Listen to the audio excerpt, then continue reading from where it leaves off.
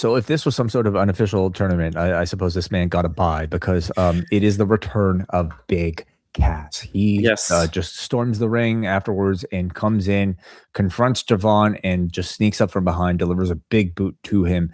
Cass is back. No Enzo here. East River Crossing delivered to Javon Evans, laying him out. And yeah, so not maybe like there was some suggestion of him of this like guy, who was talking all about like not living up to past expectations and just like having to go through a lot in order to come back. Maybe that was somewhat suggesting a more of a babyface role, but he's coming back as a full-on heel here, not giving you any sort of like sob story.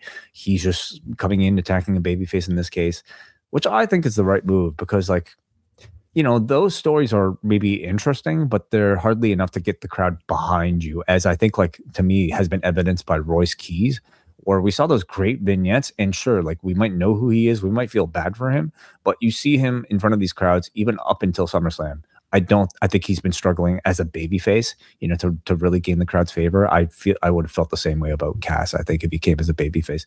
Your thoughts on Big Cass's return here? Yeah, no, part of me feels bad that Evans is in this position because I feel like he's the guy who should be like the focal point of a storyline, and he's the guy who should be the one getting elevated, but he is in the position right now to be elevating the returning Big Cass. I like that they're giving him this serious heel character, and he cut a promo later on the show that sort of highlights more of this, but he is talking about how, he hit rock bottom after WWE and is on this rise back up. And I think it's the right direction to go with him. My question is, so he was promoted for this show for weeks. Like, we saw these video packages, and it was very clearly mentioning that he was going to be on this show. And time comes for this show, and he debuts by attacking Javon Evans.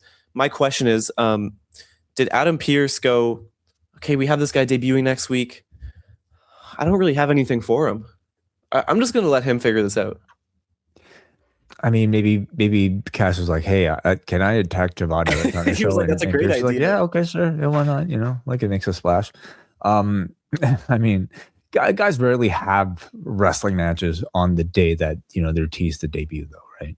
It's That's usually true. something like this, I do have to eat my words because last week on the show I said, you asked me if I'm interested in his debut, and I was like, well, they're probably going to take like 6 months to roll out his character like they did with Royce Keys. This was much more like getting out there immediately with everything. So I do have to say, just up front, I do give them credit for actually making him interesting a weekend. They're not Blake Monroeing him. No, thank God. So. I will say, like, so I haven't seen enough about like this sort of new character to be able to make any sort of judgment, but I do think like in him coming in as a big man, I do think like the bar is set really high now for big men, in that like your standard is a guy like a Obafemi who like can do spectacular things in the ring, and he can talk. And not to say like Cass can talk to some extent, but like I worry that like without Enzo next to him, he will just come across as a generic big guy, which I just don't think like are that popular anymore. Like Tala Tonga is just, to me, like a like nothing, like nothing memorable at least. So I'm hoping they have something unique about him that they can present. What I find interesting is that he's coming back with this character at a time where they're not direct comparisons, but I feel like Baron Corbin is just a very similar character in the sense that he is a guy who is coming back with a more focused, intense character, and the storylines that he was cut and then he sort of retrained himself and now he's coming back. Cass has actually a more interesting story, in my opinion, in that he had much more struggle that we know of in his time away from WWE, and he really had to pull himself out of the depths of hell.